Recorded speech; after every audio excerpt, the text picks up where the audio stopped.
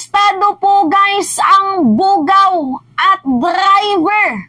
Mga miyembro po guys sa inner circle ng Kingdom of Jesus Christ ni Apollo Kibuloy. So, grabe. Nakakalungkot na balita to guys. Biruin nyo ha. Nagpapangaral kayo ng salita ng Diyos tapos yung mga miyembro doon, yun nga po guys yung nakakalungkot. Ang iilan ay mga bugaw.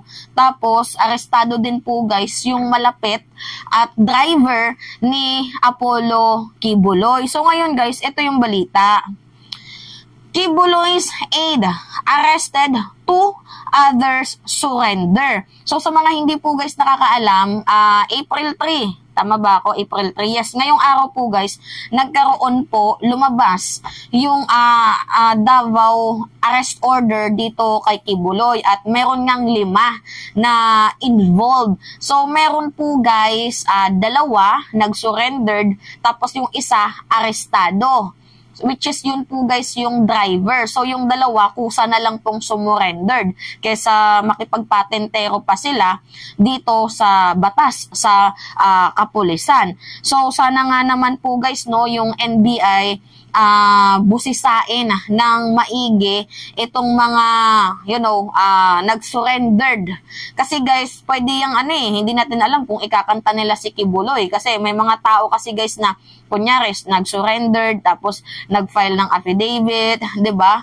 Yung nag-confess na sila, kinanta na nilang isang tao tapos once na nabayaran, 'di ba? Nag-iiba yung tono. Kagaya ng nangyari dito sa mga gunman ni Arnie Tevis. So, sana iwasan na natin yung ganun. Anyway, yung nangyari lang naman po kasi guys is inaresto at yung 2 nag-surrender. Pero guys, nagiging advance na ako na hoping sana itong mga sumurrender ay kumanta. Pero itong kaso kasi nila guys, naman po kasi ito, bailable naman po ito. Hindi naman to hindi naman po to non-bailable na kagaya doon sa Pasig City Regional Trial Court. Anyway guys, ito na yun guys, yung balita. Basahin natin ha.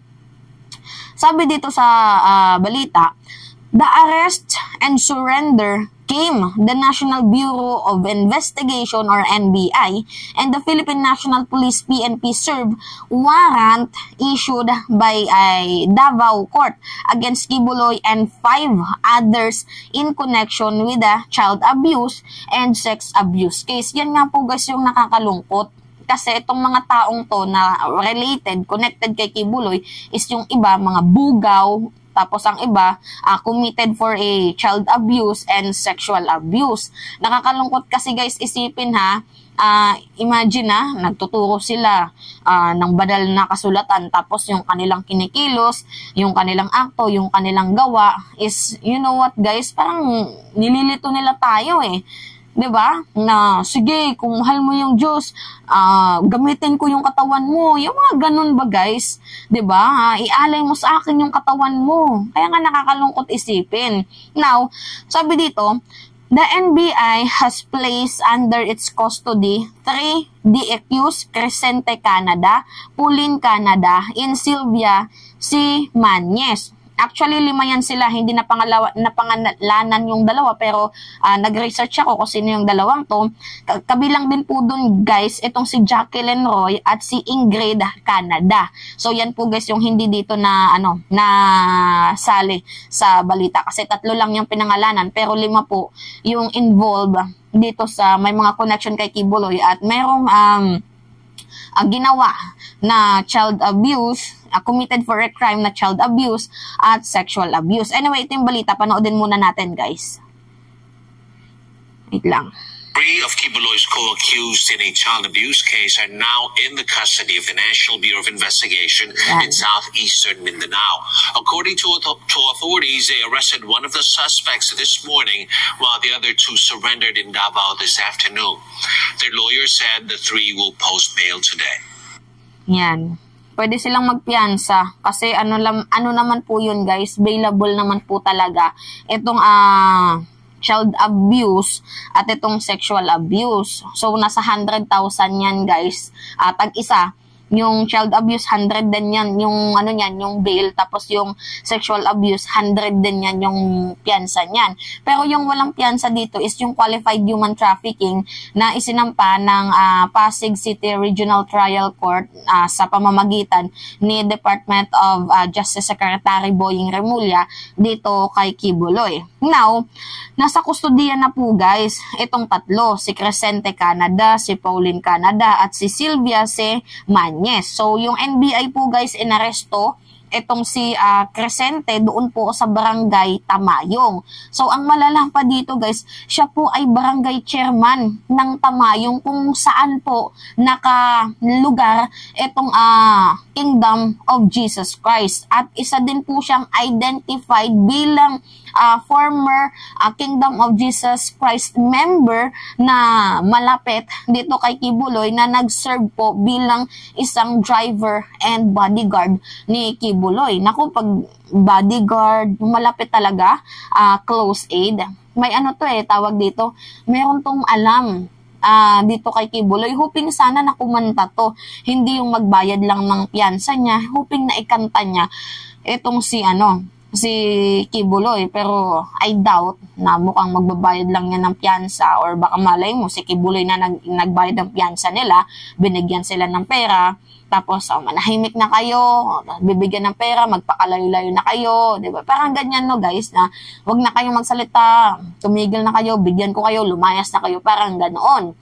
Now, yung dalawa naman po guys, si Pauline and si Mañez ay kusan na po guys na nag-surrender dito sa authorities. Ito namang si Jacqueline Roy, nabanggit pala dito, at si Ingrid Canada ay pinaghahanap pa po ngayon guys ng otoridad. So hinahunting po sila.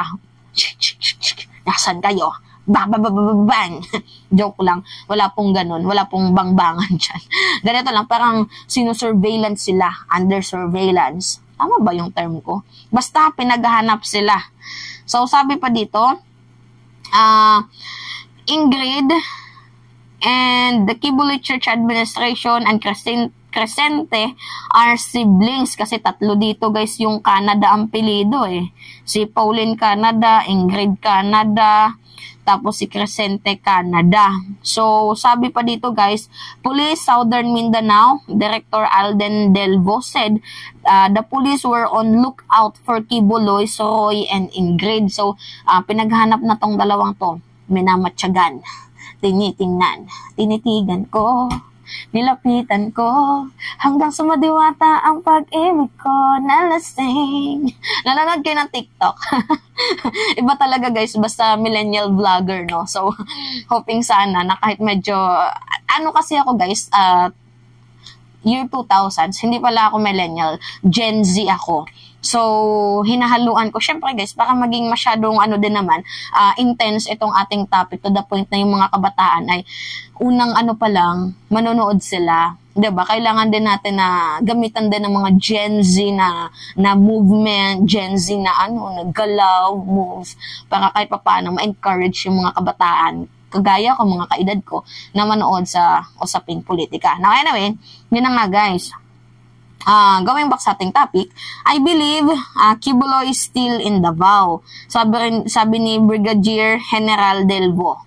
So, naniniwala sila na si Kibuloy ay nasa Davao. Pero, bakit yung iilang PNP clueless kung nasaan si Kibuloy? May mga PNP kasi tulad nito ni Brigadier General Delvo. Ewan ko kung taga Davao ba to, pero anyway, mabuti pa to no, na binibigyan tayo ng hope na itong si Kibuloy nandito pa din. They are searching, they are looking dito sa taong to. Kaysa sa ibang PNP, yung mga babae pa naman na nagsasalita, we do not know where is Kibuloy. Wala kaming kaalam-alam dyan. Instead na sabihin nila na gumagawa kami ng gumagawa kami ng kilos para mahanap si Kibuloy. Ganun sana, no? Kaso ang sinasabi nila, parang pinapatayan nila tayo ng ng pag-asa. Wala, si Kibuloy lumipad na. Kahit hindi naman. Diba? Lalo pat ngayon, mayroon siyang whole departure. Now, the authorities met with Kibuloy's lawyer when they went to his known residence in Tamayong, Davao, and in Samal Island, and discussed with them possibility of the preacher surrender.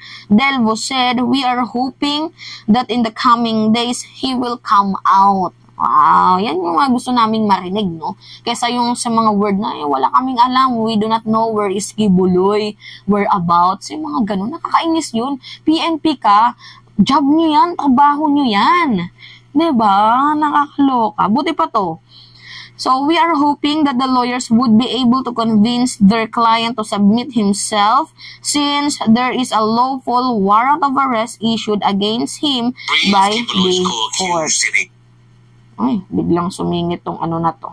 Anyway, yun lang po guys. Nahuli na po yung tawag dito, bodyguard, mga bugaw na connected dito kay Kibuloy. So, yung dalawa, pinaghahanap pa po guys. Now, yun po guys yung ating ating update. So, medyo late na nga tong tong content na to. Pero syempre, update is an update. So, as long as gising pa ako at nakakita ako ng balita, ito, ibabalita natin sa inyo yan guys. Wala tayong kinikilingan. Wala tayong pinaprotektahan. GMA lang. Serbisyong totoo lamang.